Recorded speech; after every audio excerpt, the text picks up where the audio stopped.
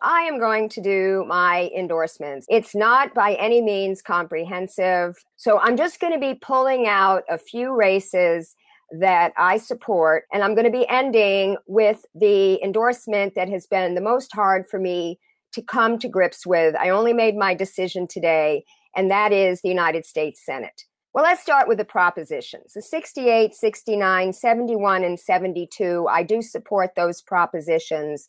There was a little bit of controversy I heard with regard to Proposition 68, which is the water bill.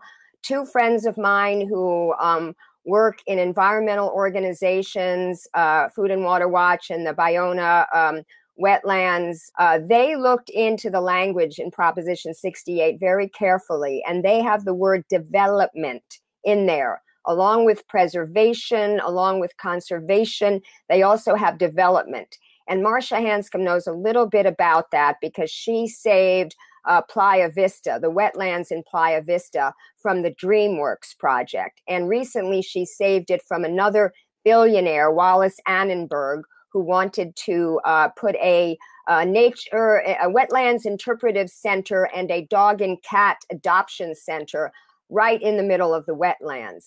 And the problem is that a lot of these organizations, like the Coastal Conservancy, and then they have a fundraising arm, they take money from developers, they take money from engineering firms, they take money from construction firms, because the state isn't funding them as much. So it makes them a little bit compromised. And Andrea Leon Grossman, who works for Food and Water Watch, she looked at all the big green groups that have lined up behind this proposition, and it made her automatically suspicious.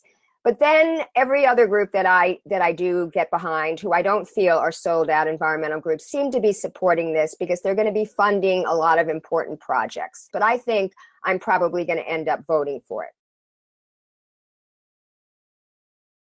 Okay, some other races here. Obviously, Rosa Calderon. I support her. I know it's a long shot there with Tom McClintock. The Republicans have a huge advantage. He gets big money.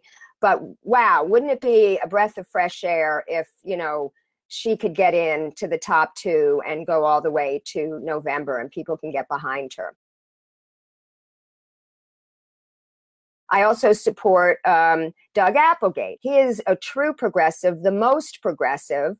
Mike Levin is a fraud, and he's running a dirty campaign. I really hope that any Democrats down in San Diego do not support him. I'm sure Sarah Jacobs is a very nice young woman, but I'm automatically suspicious of people that don't have experience and that are self-financing their own races. We've got to get, as Rosa said, we've got to get big money out of politics, whether it's corporate money or your own money. Of course, I also support Maria Estrada. Maria Estrada is challenging Anthony Rendon, who is the Speaker of the California Assembly. And there is only one reason to be against him. Well, I'm sure there's many reasons. Maria talks about the environmental devastation that is in the communities in that district that he seems to be doing nothing about. But the big reason we all want to see him replaced is he shelved SB 562, which is our single payer bill here in California. He has done nothing despite massive protests by the nurses union, by the supporters of the single payer bill, and by people in his own district to move that bill out of the Rules Committee where he shelved it last year so that it could get a hearing in appropriations, so that all the objections that he has about that bill could be ironed out and then go for a full vote to the Assembly. So if you live in the district, I vote for Maria Estrada. In the 43rd district is my friend Miguel Zuniga, who is running against Maxine Waters. He's running as a Green. He's a long shot candidate for sure. Everybody loves Auntie Maxine now because she has taken a big role in being an antagonist to Donald Trump, along with Adam Schiff, along with Ted Lieu. But really, what has she been doing for the people in her community? She's been in there decades. And although I think she generally has a good progressive voting record, she needs to be replaced with someone who's got fresh ideas And that person is Miguel Zuniga. He sent me a whole list of his creative policies, which I don't have time to read to you now, but he will, I am sure, put some of them into the comments section so you could see why you should vote for Miguel Zuniga in Congressional District 43. Next, I'm going to recommend my friend and fellow Bernie delegate, Angelica Duenas, who is running against Tony Cardenas in the 29th Congressional District. She has some very, very specific policy differences with Tony Cardenas that has to do with Medicare for all, that has to do with renewable energy, that has to do with public college, et cetera, et cetera. And she has put together a very handy graphic on the differences between her and Tony Cardenas, and I hope that she puts that into the comments as well. Next, I want to go to Stephen Jaffe, who is running against Nancy Pelosi up in San Francisco in CD12. Stephen Jaffe and I have become friends over the past couple of years during his fight against Nancy Pelosi. And he is extremely progressive. There's a newcomer into the race who some Bernie-crats are supporting there, but I stand behind Stephen Jaffe, and I think that viewers should as well. I continue to support Ankur Patel for Assembly District 45. Unfortunately, I don't think he has a chance. He did not do well in the special election in April. He came in fourth. Jesse Gabriel came in number one. We have no reason to dislike Jesse Gabriel because he does not have a voting record yet, but we can be suspicious of him because he came from Gibson, Dunn, and Crutcher, was a corporate attorney.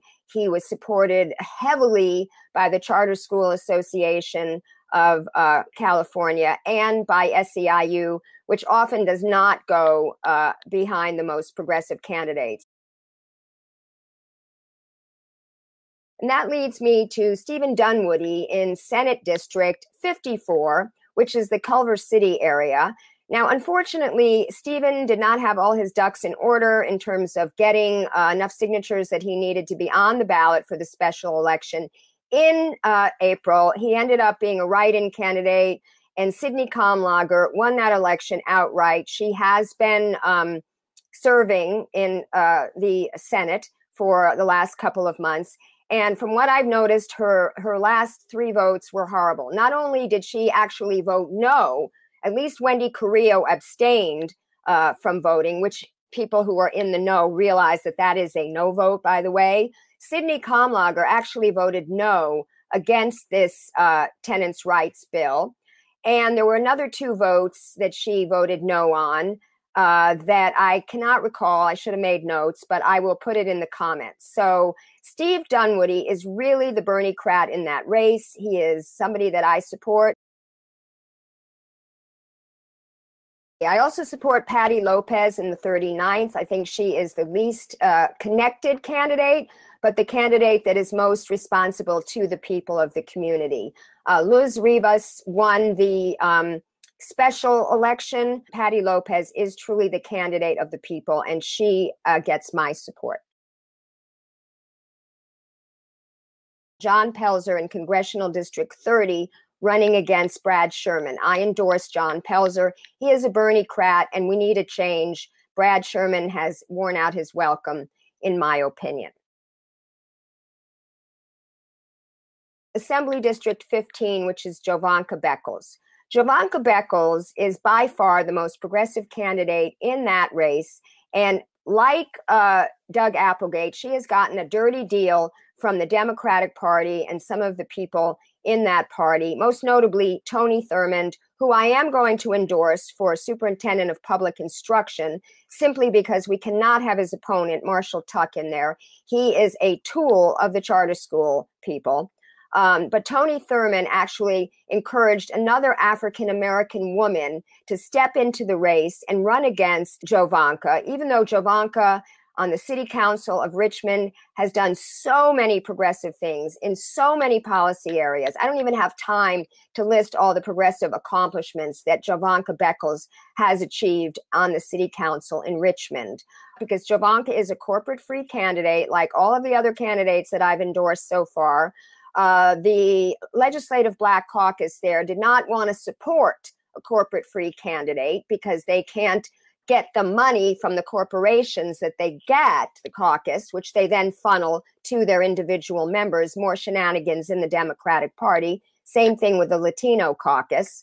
They put in this other woman, and Buffy Wick, who is the Hillbot, and I'm sorry, I shouldn't use that word, it's kind of a slur, but she did run Hillary's campaign in California, is the white woman who is in that race. And so she encouraged Tony Thurmond to support the other Black woman to split the vote against Jovanka. And I just find that despicable. And I love Jovanka. I think she's a fabulous candidate. So if you're up there in that area in Assembly District 15, please support Jovanka Beckles. I will put the link to my interview with her in the comments.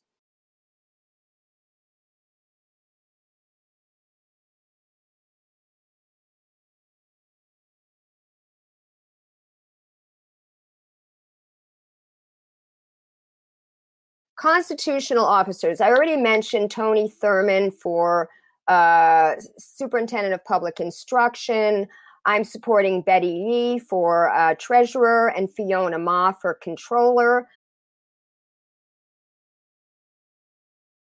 Asif Mahmood is a doctor, and I think he is much more sincere in his support of Medicare for All than Ricardo Lara was. I think the Nurses Union made a big mistake by getting him to be the author of SB 562, because he was not a really strong proponent of it, nor was he a strong defender of it when Anthony Rendon shelved the bill. I think he just wanted to support that so that he could run for insurance commissioner. And I think he is an establishment politician. Unfortunately, Asif did not come on my show, so my support for him is more based on recommendations that I've gotten from other people and a vote against Ricardo Lara.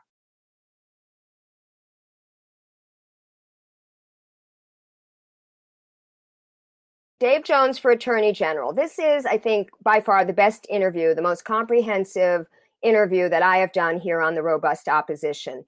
He sat for 45 minutes of tough questions, and he answered them all with flying colors. He is qualified, he is experienced, he has taken on the big industries, the pharmaceutical companies, the health insurance companies as insurance commissioner, and he is going to be a very progressive attorney general. And he was a legal aid lawyer when he started his career, and he still brings that sensibility into his job. And he supports all of our progressive issue areas. I really encourage you to watch this 45-minute interview with him. He is so much better than Javier Becerra, who I think would be totally out of his league. He hasn't practiced law in a couple of decades, and all he's done since he's been appointed attorney general is sue Trump. We progressives need to be for things, not just against things. Similarly, in that area, I'm going to say that I support for LA County Sheriff Alex Villanueva. I posted on my YouTube channel the presentation that he did before the Feel the Burn Democratic Club in Los Angeles here. And then I took him in the hall and asked him some more additional questions. I think that while he is not as radical of a sheriff as we want, I mean, after all, he comes from law enforcement, and he is much better than McDonald, who is the current sheriff. The current sheriff promised to reform the corruption in the department, and he hasn't gotten anywhere near towards doing that. So I am going to be voting for Alex Nueva for LA County Sheriff, and I hope you do too. The candidate that I support the most, not only in California, but in the entire United States, is Gail McLaughlin. I have done 2 fundraisers for her.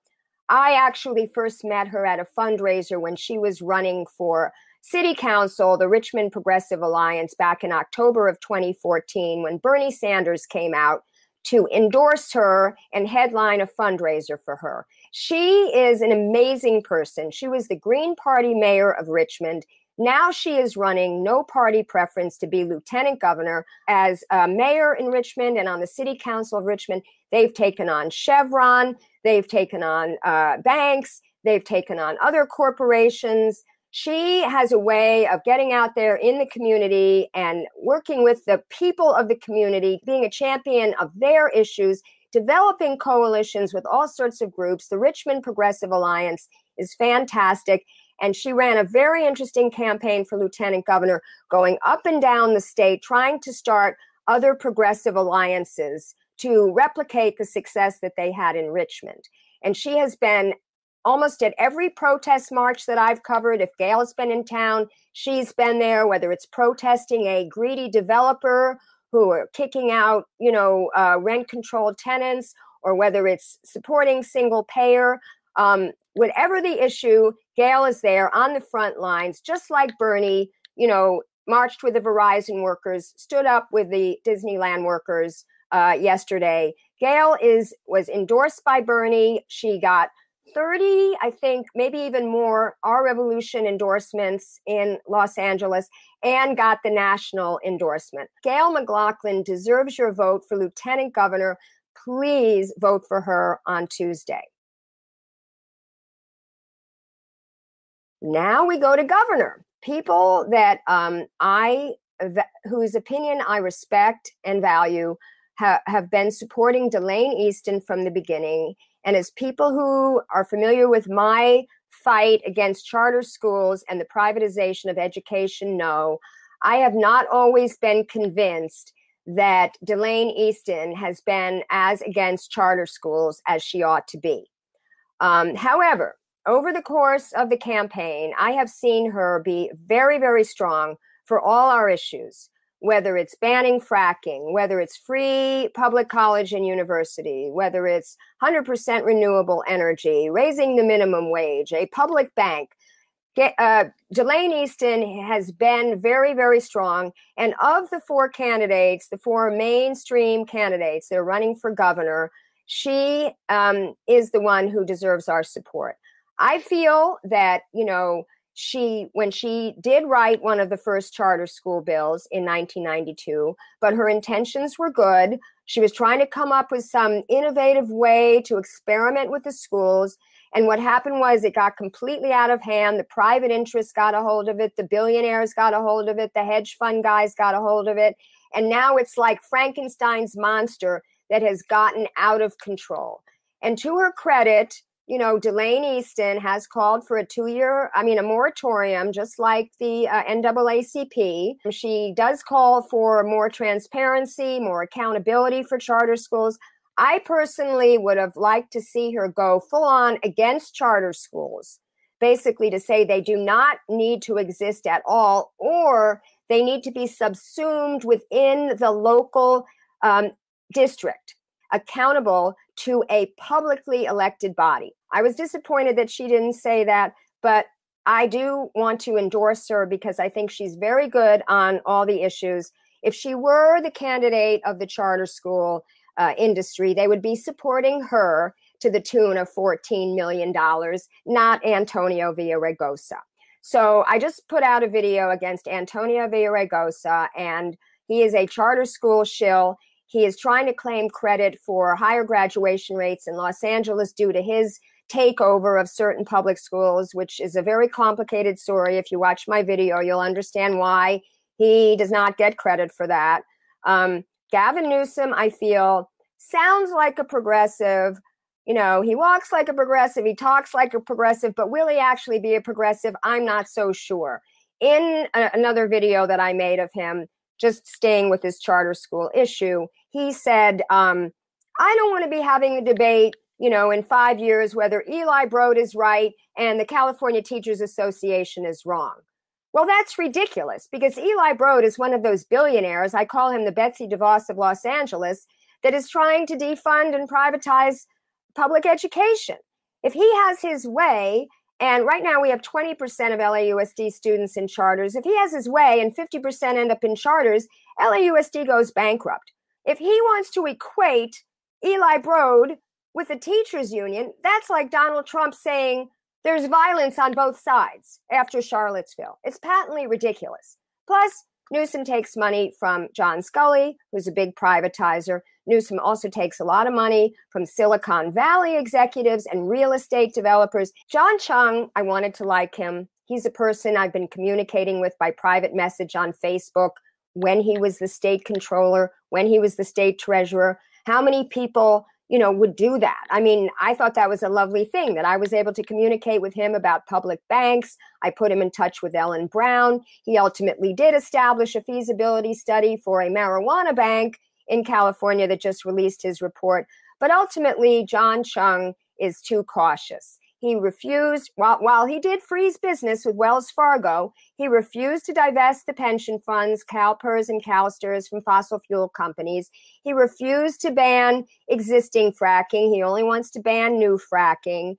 He doesn't think, you talk to him about free public college and universities, and his question is, how do we pay for it? Well, that should be for you to figure out, John Chung, how we pay for it, because other candidates have figured out how they're going to pay for their programs. So if you support it, you will figure out a way to pay for it. And also the same thing with SB 562. First, he said he didn't read the study. Why would he not read the study? I mean, they have a financial study that is done by UMass Boston by an economist on how we're going to pay for single-payer health care. If he is the chief financial officer of the state, he should have at least read that study and weighed in on it instead of punting. So, while I think John Chung is a very nice man, I do not think he has taken bold positions. So again, to summarize, I do endorse Delaine Eastin, and I hope that people will vote for her, even though Gavin Newsom is going to win. Some of you may or may not know that I was instrumental in starting the Retire Feinstein movement with Ben Becker up in San Francisco. He may have done the first Facebook page. I jumped right on it. He had done some protesting of her when she spoke at the Commonwealth Club with a local indivisible group. Why don't you hold a town hall? She hadn't held a town hall in 24 years.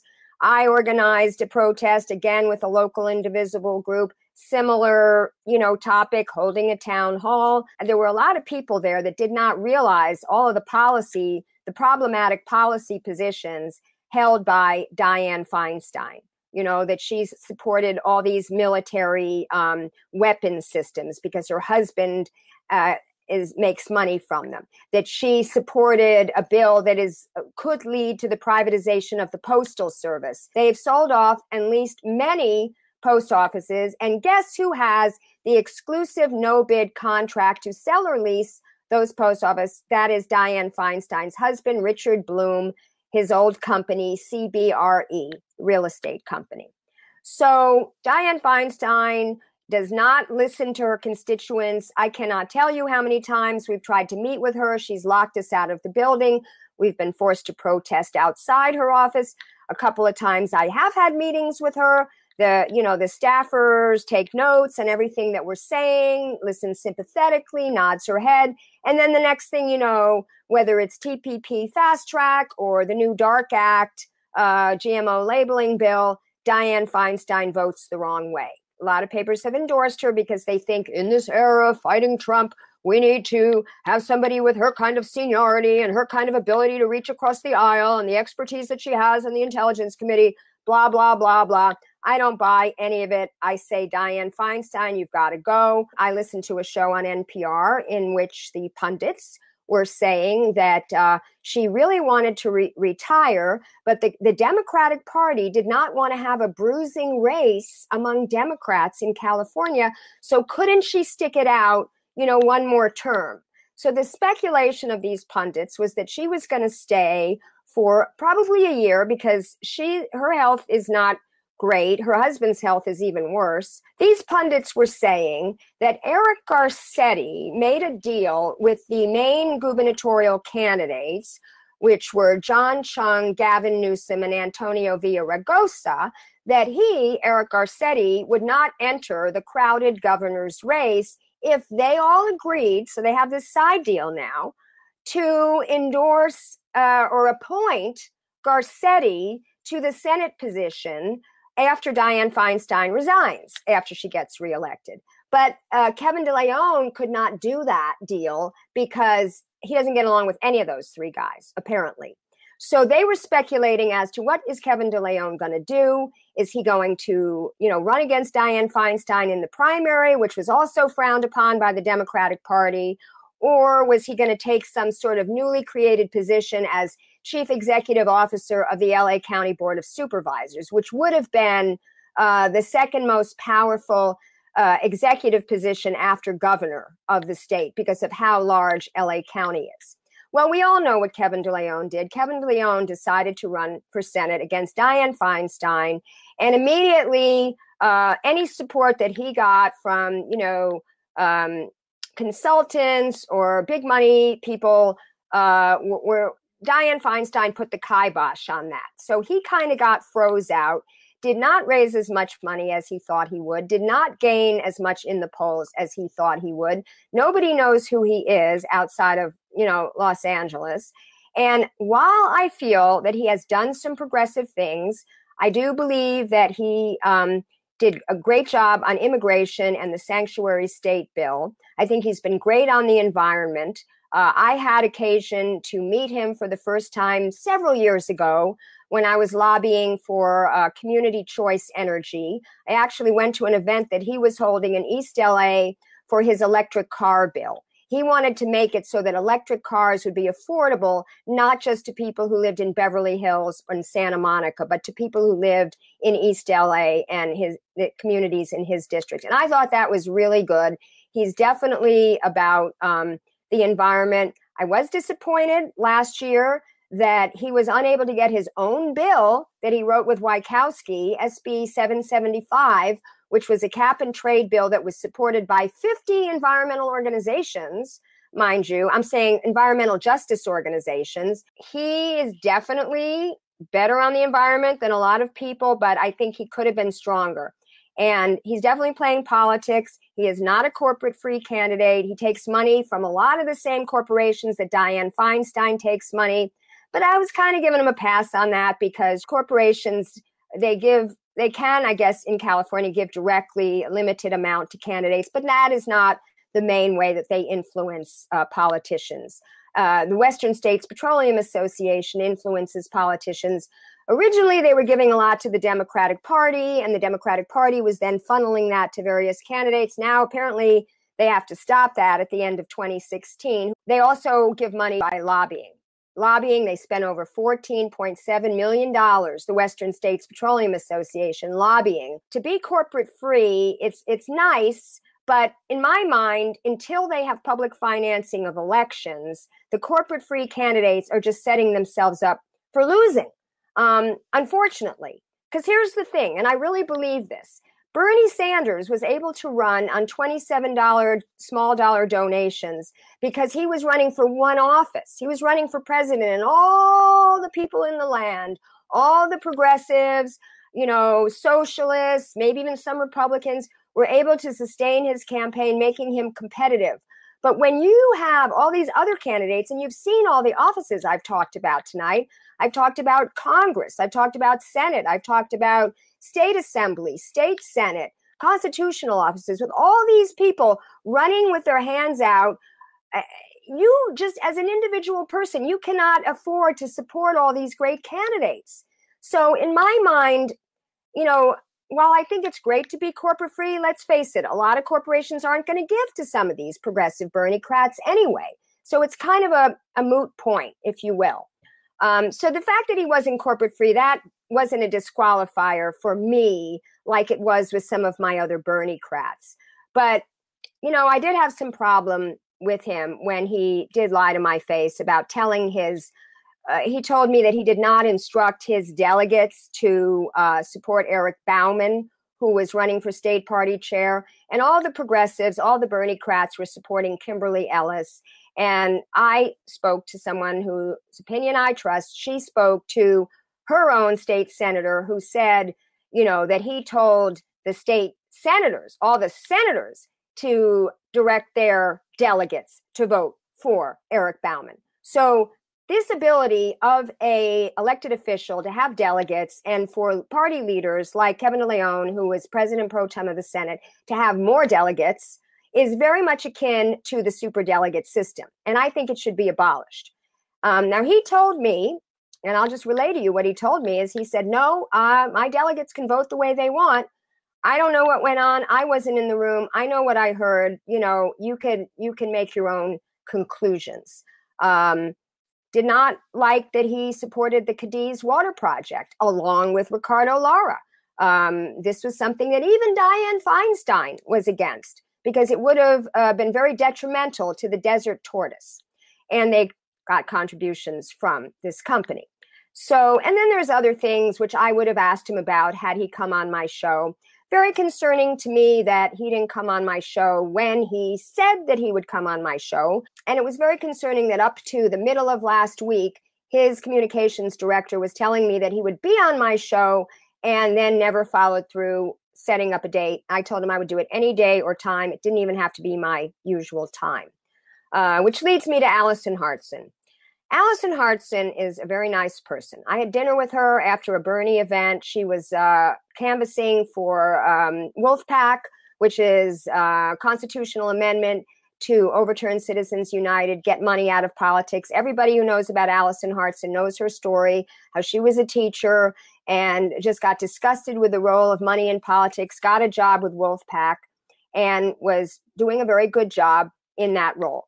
And that's when Cenk Uygur took over. Now, I like Cenk.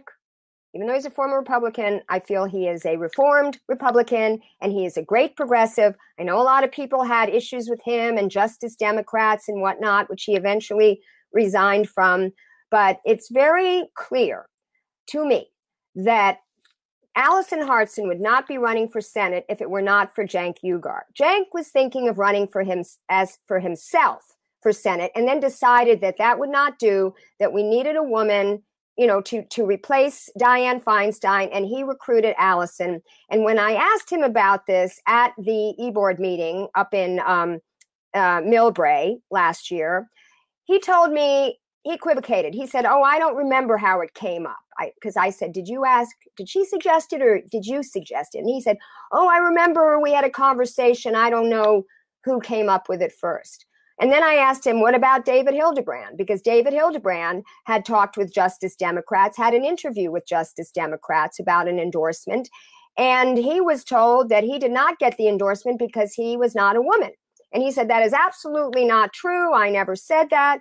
And yes, Cenk may not have said that, but the volunteer who works for Justice Democrats, who talked to David Hildebrand or talked to a supporter of David Hildebrand's, definitely said this. I could see why Cenk, in trying to be a political operative, would feel this way and why he would think maybe he is too controversial himself to get elected, being a former Republican and all that. And Allison's got this great background and she's a young woman and she presents herself very well. So my real problem with Allison Hartson is that she is not what I call an organic candidate. She did not get into it of her own volition. I mean, obviously, he didn't drag her kicking and screaming. She obviously wanted to run for Senate.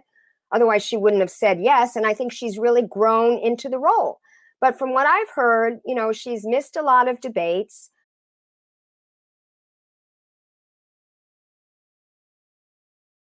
She hasn't gotten as many progressive endorsements as David Hildebrand or even Pat Harris has gotten.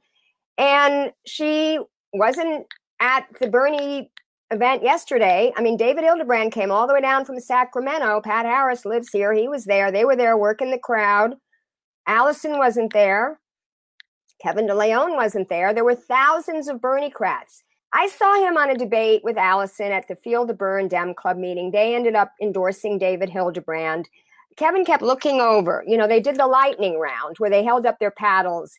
And he kept looking over to see what the other people were saying. I feel that he's very uncertain, with our progressive issues. I happened to review some footage the other day, just coincidentally, the moment that Jerry Brown, I was at delegate for Bernie in Philadelphia, when Jerry Brown announced how many votes Bernie got, how many votes Hillary got. Kevin was smiling when they talked about Bernie, but when they talked about Hillary, he was like, yes, yes, yes. He was cheering, he was going nuts. He's definitely a Hillary supporter. It was an Eric Bauman supporter. And now he sort of needs the Bernie crats, the progressives. And trust me, if he comes in second, he will have my support. But right now, I am not supporting him. I am not supporting Allison Hartson. I feel that TYT, the only reason that she's even ending up in the polls right now is TYT has been raising money for her. She's on Cenk's show every other week, and he's pushing her and raising money for her, and that's how she's gotten as far as she has.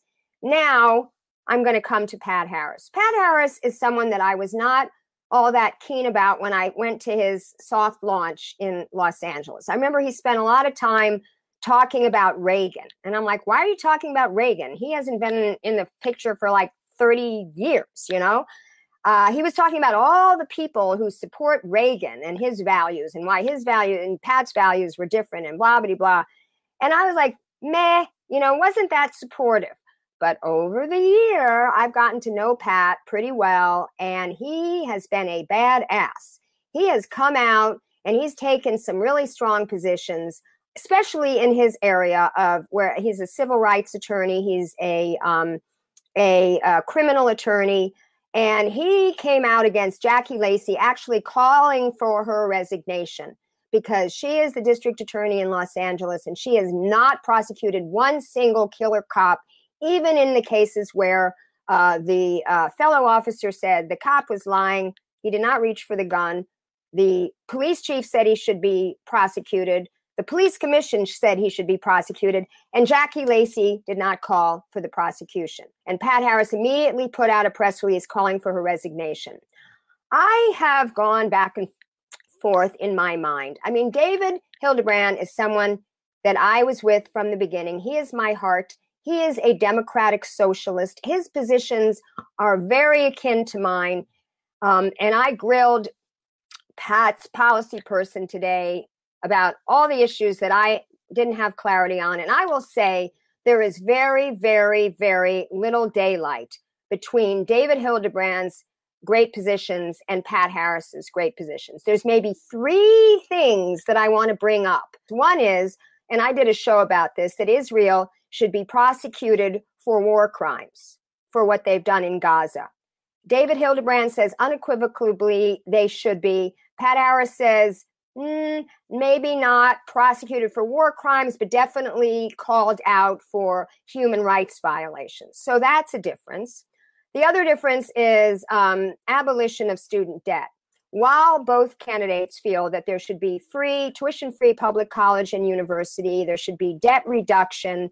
They both have very specific plans, very, very detailed policy plans. I'm impressed with both candidates as far as their detailed, nuanced knowledge of policy. But the one difference is when I asked if Pat wanted to abolish student debt, you know, absolve it, forgive it as a stimulus to the economy, I was told no, he doesn't believe in that. He thinks it should be 1% maybe, because if people took on debt, they should pay it back, but they could pay it back if they took some sort of public service job. David does believe that student debt should be abolished. That has been my position since Occupy, because there's $1.2 trillion of student debt out there. And I think if that was forgiven, we would have a stimulus like this economy has never seen. And then I think maybe I could say, although I can't really say unless I have a longer conversation with Pat, like I did with David on this, Pat may be a little teeny bit more interventionist when it comes to foreign policy, because he does believe that we should be intervening if there's a genocide going on or if there's human rights violations going on. He did get back to me and say that he does not believe that we should be aiding Saudi Arabia as long as they are committing the war crimes in Yemen. But he does think that there is a role for American intervention aside from other than the safety of our country and our countrymen. So I think David is a little bit less interventionist than him, but again, I can't be sure. But I'm just going to say I'm doing a dual endorsement tonight. I am endorsing both David Hildebrand and Pat Harris, But, and here's the but, on Tuesday, I personally am going to vote for Pat Harris because I think he has the greater chance of coming in second right now. And I'm saying this because of the Emerson poll that was just released the other day, which shows he and Kevin DeLeon both at 6%. Okay? Both of them are at 6%. So I am amazed at the campaign that he has run. He has funded his own campaign, $200,000. It's not huge money. It's not like Sarah Jacobs putting in millions of dollars of her own money and her family's money, $200,000. And he's been using that money so strategically to buy ads on social media, to buy billboards. I was canvassing for the Just Reform LA Jails initiative. I was going to Inglewood to, turn in the signatures. And I see a Black Lives Matter billboard in Inglewood with Pat's face. I'm watching the Humanist Report or one of the shows that I watch on YouTube. And prior to the show starting, I see an ad for Pat Harris. If any of them have the chance to beat Dianne Feinstein, to come in second, I should say, it is him. And because his policy positions are my policy positions, I have no problem voting for him on Tuesday. But I do also want to say that I support David Hildebrand. But I think, and okay, this is never going to happen because all of the people, like if I could wave a magic wand or if I could be Bernie and say, okay, you guys got to vote for this guy because he could win. If I could say that, then I would say, Pat could win, okay? Let's see what happens on Tuesday. I'm going to vote for Pat Harris. I love you, David. Mwah. I know you're going to have a great future in politics, whatever position you run for next.